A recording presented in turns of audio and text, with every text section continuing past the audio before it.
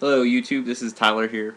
I'm doing a deck tech today on my EDH deck. This is the one I predominantly play with. It's one of my favorite decks, also my first deck. I've gone a lot of tweaking through it, but the general for my EDH deck is none other than Magic's badass Nicol Bolas, the Elder Dragon. He's been around for most of Magic's storyline, and of course he's Grixis colors, your blue, black, red, and Nicol Bolas is a 7/7 flyer. He's an Elder Dragon, and when he does damage to a player, that player discards his or her hand. Of course, he's got an upkeep of blue, black, red, but that's all relative when compared to the power of Nicol Bolas. So, in regards to Grixis colors, I want to start off by showing the mana base here for it. Your mana base for Grixis, of course, is blue, black, and red. And what is a black deck without an Urborg? The Urborg has a lot of mana fixing too. Things, it gives you lots of swamps. It also might help out some other people at the table, but that doesn't matter because the next card that goes with Urborg is your Cabal Coffers. Of course, that's a traditionally seen EDH staple, as you will, for black. But the Cabal Coffers and Urborg combo will give us access to lots of mana a little bit later on in the game. Next, I have your Reliquary Tower, which is good, especially this is more control-orientated deck. You're going to be drawing lots of cards, and you're going to want to have lots of answers in your hands. So Reliquary Tower is very good to have. Then, of course, I have your Pain, or your Shocklands, my bad. I have the Steam Vents, Blood Crypt, Wandering Grave. Then you get to your Filter Lands. I have the Graven Cairns, Sunken Runes, Cascade Bluffs. Then the newer dual lands, your Dragon Skull, Sulphur Falls, and the Drowned Catacombs. These are my custom, old dual lands that my friend made for me. He did all the work, and I play it here. This Volcanic Island with Darth Vader, and this is a foil. He did that on it, and then he did a Badlands there with Darth Maul, which is the red-black one. Don't have an Underground Sea, guys. Sad face. Of course, you got River of Tears here, which is utility. Creeping Tar Pit comes in, tapped, blue-black, but it can also be a swinger later on to hit other planeswalkers. It's unblockable. Of course, your Necropolis as Grixis colors. Then your Croesus Catacomb, bounce a land, and this gives us access to all three colors of our general. It's good because you can bounce the Bojuka Bogs later on and just return that back to your hand. Of course, the fetch land, I run the Tarn, which gives us good tutoring for our colors. Then I run some colorless lands here. You're on your high market. We can sack creatures, gain life. Your Phyrexian Tower, sack creatures, gain mana. It's dual 2 black. And then your Forbidden Orchard gives us any color of mana we want at the cost of giving our opponents a 1/1 colorless spirit creature. That's actually pretty funny because you'll see later on why that's in here. Mystifying Maze, of course, exiles creatures, especially if they're attacking us. We want to keep them off the battlefield. Boseiju comes really in handy if you're going against anybody at the table with some blue controller counter aspect. Gives us uncounterable spells. Teleria West, which is great, can come in if we need an emergency blue, but it's mainly there for its transmutability, which lets us tutor our deck for any card with a converted mana cost of 0 or a land. So usually a Cabal Coffers, an Urborg, or Reliquary Tower. Then of course you have Shizo, Death Storehouse. That card's awesome with our General Nicol Bolas. They got a blocker, that's a flyer. Cool, well we're going to give them Fear, so unless it's black, they're going to lose their hand. Card's awesome. Bojuka Bog, another really cool card. Lets us exile target player's graveyard, and like I said with the Croesus Catacombs, you bounce that back to your hand and you can take out someone else's graveyard. Keeps some people from doing some graveyard shenanigans. And then of course I run your basic land package with islands here, 1, 2, and you've got your swamp, and then your mountains, and then 4 more islands. Run most islands, of course a few swamps and 2 mountains. We don't really have to worry about that much with all of our multicolored lands, and then of course Urborg in there keeps us good with the swamps. Interesting thing about this deck before I continue on with it, aside from Nicol Bolas as our commander, it's actually creatureless. It runs one other creature in the deck other than Nicol Bolas, I'm saying, and that's Phage the Untouchable. Phage is in the deck. Obviously it has a win con herself. She deals damage to a player, they lose the game, and then if I cast Phage, anywhere from my hand, I lose the game as well. So seems like a fair trade-off, but she's in there for the win con. She's also in the deck for some Tellerman performance insurance, just in case somebody decides they caught on to us not having any creatures, they decide to Tellerman performance us to mill us. Well, they're gonna be in for a Fade surprise. So she's really good in the deck. She's, like I said, just that insurance and a win con herself. So I'll put her over here next to Nicol Bolas. Those are the only two creatures that we have. However, just because we don't have any creatures, we make up for that in our Planeswalkers. It runs a pretty nice Planeswalker package here. Starting off, of course, with Liliana the Veil, the new Liliana. She's really awesome. She costs 2 black and a colorless. She comes out on turn 3. Her +1 ability, each player at the table discards a card. It's good in that control aspect. You can also use her -2, which is very important, especially since we're creatureless. We're going to need to have threats off the board so they can't attack us. She makes target player sack a creature. She's really good. That's what I usually use her for. And then, of course, her -6 if you can get it off. Next, of course, Liliana the Veil. She's awesome as well. Her +1, of course, to discard, but really her tutoring ability at the second one down there, -2, is where it's at. It'll let you stack your deck in order to get answers depending on the board state.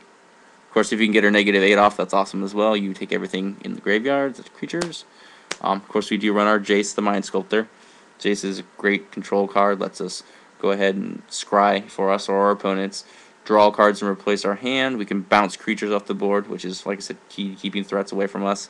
And then if you can get its -12, you can pretty much, knock a player out of the game. And that's a win con as well. We have Tezzeret the Seeker, who's very good in this deck. We do run a lot of artifacts, you'll see here in just a little bit. And Tezzeret lets us fish them out with Soul Rings, Tops, and O-Stones. And if you can plus them a couple times and then you minus him to get a Venturer's Journal, that's great as well. So Tezzeret's very good. He deserves a spot in here. Plus, he goes with the Bolas theme because Nicol Bolas built this guy back. Sarkon the Mad. Of course, you've got the Dragon Shaman. That's Nicol Bolas' slave. He's awesome in this deck, though, because he gives you an extra draw with his 0 ability at the cost of him losing life to the mana cost. We don't care about Sarkon because, like we said, what is he but just a slave? And then if you want to use his -4, that's great because it goes awesome with Nicol Bolas' ability. If you have Nicol Bolas, the general, in play and you use Sarkon's negative ability, you're going to have the player that you choose get dealt damage by Nicol Bolas and they're going to discard their hand. So that's a really cool way to surprise somebody. And then right here we have Nicol Bolas Planeswalker, of course. He's awesome because he eats permanents that are, non-creatures, of course. And then he takes any creatures that he wants to make them on your side of the battlefield. And then his ultimate ability is pretty much a cruel ultimatum on steroids. So Nicol Bolas Planeswalker, of course, in the deck with Nicol Bolas the General. You can actually have both of them on the board at the same time. And if you do, that's pretty absurd. And I feel bad for your opponents. Next part of the deck, like I said, since it's creatureless, you have a lot of enchantments that you're going to be running. These are going to be key to locking out your opponents and kind of keeping your board stabilized until you kind of get your momentum going with the control build and are able to rally up some win cons. First and foremost, I've been criticized a lot for running the Vows, but I like the Vows. I think they're awesome. They've done great in here thus far because usually there's going to be a threat on the board that we don't have an answer to at the time. Especially if it's a general, we don't want to be getting dealt general damage. So what we'll do is we'll just enchant their general with a Vow of Flight or a Vow of Malice, giving them a +2/+2, and keeping them attacking other people instead of ourselves. So I run 2 of the Vows. I run the Vow of Malice and the Vow of Flight. The other enchantments that I run in here start off with your Propaganda, which goes in hand with the creatureless build. It lets our opponents, have to pay mana if they want to attack us, so that's cool. Every time they want to do that, they have to pay 2. Usually it's good as early a card because it keeps everyone at bay. It keeps your life total up high. Of course, Stranglehold is awesome in this deck. Keeps your opponents from searching their libraries, and if they take extra turns, then they get to skip those turns instead. So it's a really good control card. You've got your Tainted Aether here. Everybody is usually like, why did you play that card? Then, like I said, they soon realize that we have no creatures. Tainted Aether, it's 2 black, 2 colorless. When a creature comes into play, the controller has to sacrifice a creature or a land. So it keeps them sacking creatures if they want to play creatures, or it keeps them sacking lands, which doesn't matter because if they sack lands, honestly, that's great. You're going to have a couple board wipes in here that'll destroy the creatures they play, and then they'll just be back on land. So that's a good card, gives them a hard decision to make, and usually punishes them for either one. Right here you have Frozen Aether, which is great, going along with the Tainted Aether. Anything that they do decide to put into play, especially artifacts, creatures, and lands, all comes in tapped. So it keeps your opponents down that extra turn, and it lets you build up some momentum here while stalling the board state. Next you've got, of course, the awesome Treachery. Since we do run a lot of creature hate, we don't want to be playing creatures ourselves. And since we don't, we actually will just take somebody else's. We also get to play this card for free. It lets us untap up to 5 lands. You can tap out with the coffers and then play this card and untap the coffers and then tap it again for absurd amount of mana. It goes really great in the deck. And like I said, it gives us some threats that we can use. Of course, you got Sunken Hope, which is in here. That's another good enchantment. At the beginning of each player's upkeep, that player returns a creature that they control to their hand. This card can be sometimes abused, only in regards that your opponents could have creatures with really good come into play abilities that they keep getting bounced to their hands and play them. That's where you kind of got to level out whether it's more useful for you to play or more useful for your opponents to get their creatures back. But either way, it's a really good card, and it keeps threats off the board, especially with tokens. With that Forbidden Orchid I showed you, you just give them spirits, and then they just get fizzled back to their hand. So Sunken Hopes, guys. Of course, Heuristic Study. It's great for draw, which is important here in the control deck. You're going to have an enchantment that whenever your players or your opponents cast spells, they're going to pay 1. So you'll be asking them, did you pay 1 on that? A lot? If you get the Heuristic Study out. And it's good because a lot of times early game, nobody wants to pay the 1. They want to go ahead and play spells. So you'll get some decent card draw off that. Here's another funny card, Overburden. 1 blue, 1 colorless. If you get this out early, it's pretty funny because whenever a player puts a creature card into play, that player has to return a land they control to their hand. So it kind of punishes people for going out of control early with creatures. If you've got this in Tainted Aether out, it's awesome because they're bouncing a land, sacking a creature on a land, and it kind of limits people from playing creatures and keeps those threats off the board and gives you time to build up. So Overburden's in there. Here's another good blue enchantment that's pretty funny. I feel sorry for green players with this, but Dream Tides, everyone. 2 blue, 2 colorless. It says creatures do not untap during their controller's untap phase, and any non-green creature's controller has to pay 2 mana during their upkeep to untap that creature. So taps down all the creatures that have already tapped. It keeps them tapped, and then if you want and you don't have green creatures, you can pay 2 to untap them. If you have green creatures, well, then you're shit out of luck. So you shouldn't play green. Of course, Necropotence, one of the great cards in Magic. 3 black. We no longer have a draw step. We skip that. And if we do discard cards, they get exiled instead.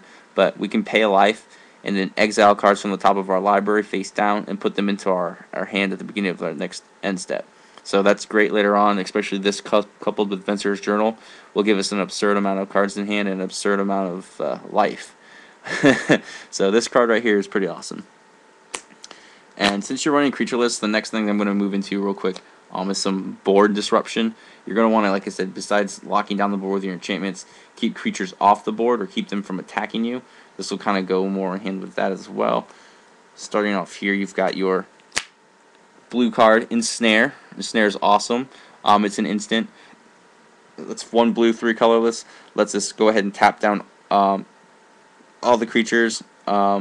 And we actually have an ability, if we don't have mana to pay for it, we can actually return 2 islands and tap down all creatures instead. That's its substitute cost. So it's great, especially for situations where you don't have the mana to pay for it and you need an emergency, like tap down of everything. You just return 2 islands to your hand and you tap down all the creatures on the board. Keeps the token guys in control and from attacking us and killing us. So it's a great card to have. Next card is Reigns of Power. It's another blue card. This is the blue switcheroo.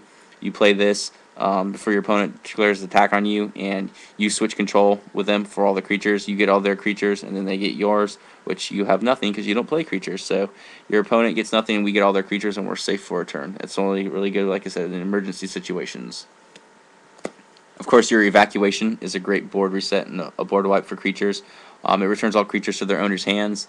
Normally, it'll just blast the board. I like doing it, like I said, when there's a lot of tokens because they just fizzle and go nowhere, and that's good. Of course, we also have removal in here. Barter and Blood, it's great. Each player sacks 2 creatures. Of course, that keyword sacrifice is really good in this game as well, considering some people will have some indestructible things, but sacrificing 2 creatures for 4 mana for everybody, that's pretty good. And normally it's always in our benefit. Of course, Innocent Blood, which is the smaller version of Barter and Blood. You have 1 black, each player sacks a creature. That's good too. It's a cheap, easy cost removal spell, and normally, like I said, with the rate we're going to be removing creatures in here, nobody's going to be able to recover very quickly.